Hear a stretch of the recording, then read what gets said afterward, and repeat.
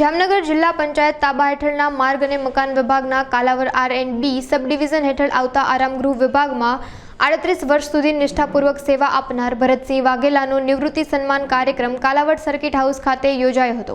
ભરતસિંહ વાઘેલાએ તેમની ફરજ દરમિયાન સંપૂર્ણ જવાબદારી અને તટસ્થતા દાખવી હતી। તેઓ એક હોનહાર અને ધાર્મિક સ્વભાવના વ્યક્તિ તરીકે જાણીતા હતા અને તેમણે ફરજ ઉપરાંત ગરીબો અને રાહદારીઓ માટે બટુક ભોજન સહિત અનેક સમાજલક્ષી સેવાઓ પણ પૂરી પાડી હતી। તેમની વય નિવૃત્તિ નિમિત્તે યોજાયેલા આ કાર્યક્રમમાં સરકારી કર્મચારીઓ, પદાધિકારીઓ, મિત્રો અને વડીલો ઉપસ્થિત રહ્યા હતા। સૌએ ભરતસિંહ વાઘેલાને શાલ ઓઢાડી અને પુષ્પગુચ્છ આપી સન્માનિત કર્યા હતા।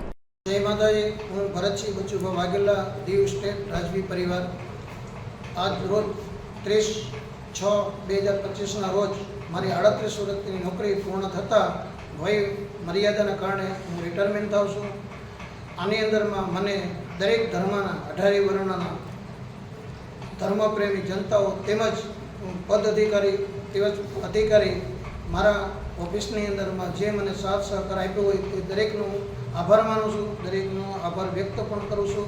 આની અંદરમાં મારી કંઈ પણ નાની મોટી સેવાકીય પ્રવૃત્તિમાં મારી નોકરી દરમિયાન કોઈને મારી વાણી વિલાસથી કંઈ પણ મારી ભૂલ થઈ તો દરેકને હું ક્ષમા પ્રાર્થના પણ માગું છું। કેમ કે એની મારે જાહેર જીવનની અંદર ક્યારેક મારે ફરજના ભાગની અંદરમાં કંઈ કોઈનું કામ થયું હોય કે ન થયું હોય તો એને પણ હું ક્ષમા પ્રાર્થના માગું છું।